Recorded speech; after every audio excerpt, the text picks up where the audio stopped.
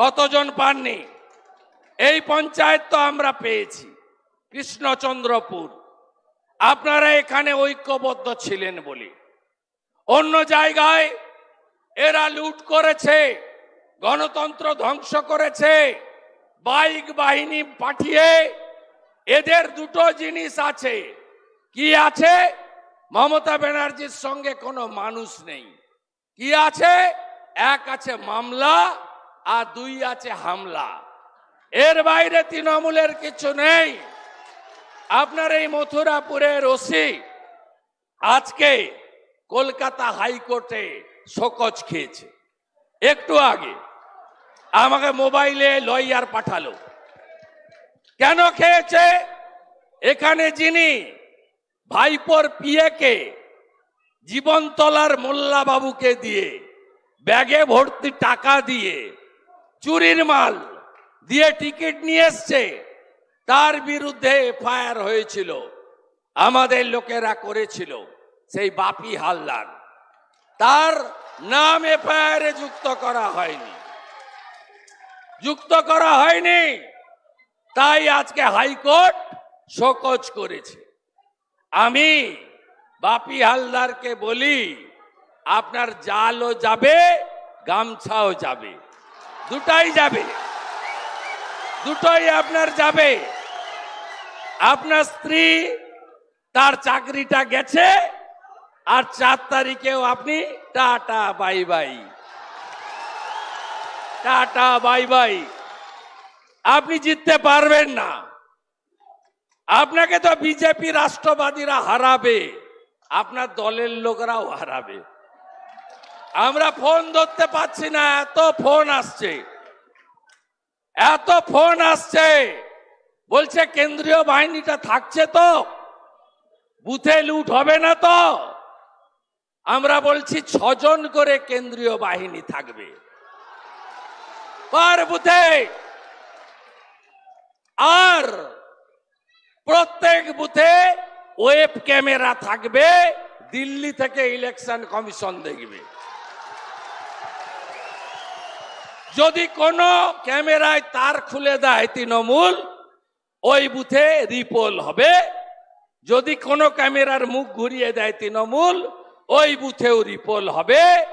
যদি ক্যামেরার সামনে স্টিকার লাগিয়ে দেয় তৃণমূল, তাহলেও ওই বুথে রিপোল হবে।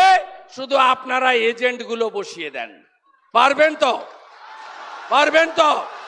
পারবেন তো? এ লড়াই জিততে হবে। আমি বিরোধী দলের নেতা, আপনারা জানেন তো। আমি তো ওপারের লোক নদীর, আপনারা এপারের। সব আত্মীয় ভর্তি আমার। কতজনের বাড়ি মেদিনীপুরে আত্মীয় আছে? হাত তুলবেন। তাহলে কুটুম তো আমি। কুটুম এসেছে তো। 1956 ভোটে হারিয়েছে মমতা ব্যানার্জিকে।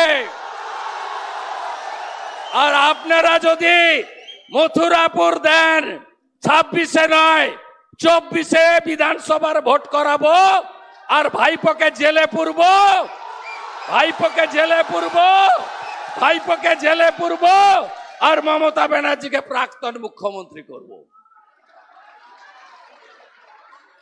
কালকে বলছে লোক তো কোথাও হচ্ছে না। হেলিকপ্টার করে ভাইপো এসেছিল মথুরাপুর।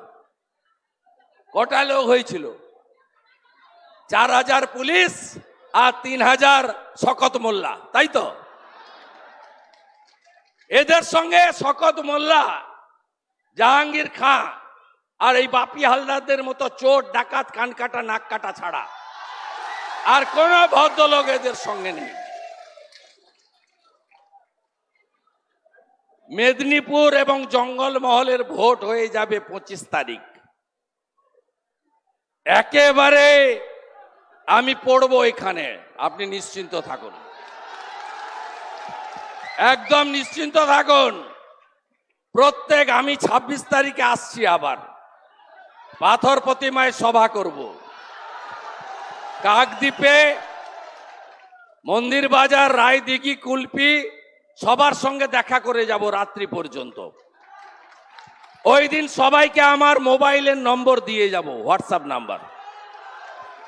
ভোটের দিন ভোর 5টা থেকে আমি জেগে থাকবো 1 তারিখে। শুধু বুথ নাম্বার আর বুথ নম্বর, পোলিং স্টেশনের নাম আর পুলিশ স্টেশনের নামটা দিয়ে আমাকে শুধু পাঠাতে থাকবেন, পাঠাতে থাকবেন। এমন মার হবে, এমন মার হবে, এবারের ভোট বুঝিয়ে দেব আমরা।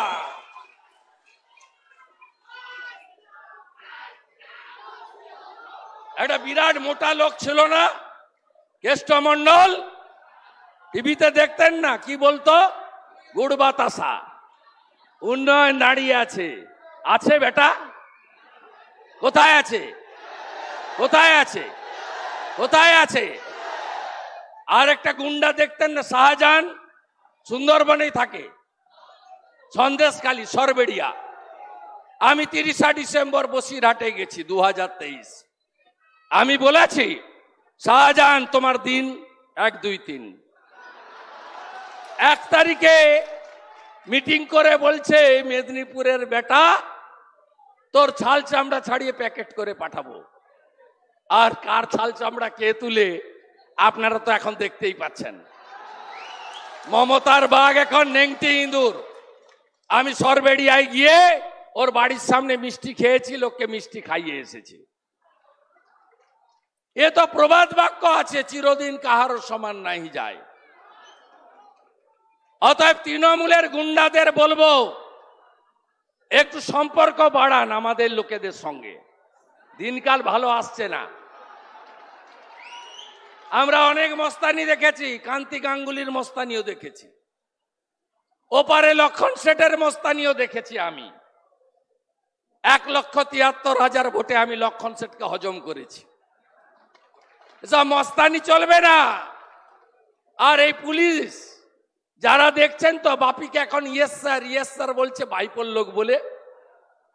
এই পুলিশ হচ্ছে জল, যখন যেমন তখন তেমন, ঘটিতে ঘটি, বাটিতে বাটি। এরা চোখ পাল্টি করবে। তাই তৃণমূলের গুন্ডাদের বলছে, সাবধান। অনেক ঝেড়েছ সুন্দরবনে, মথুরাপুরে অনেক ঝেড়েছ।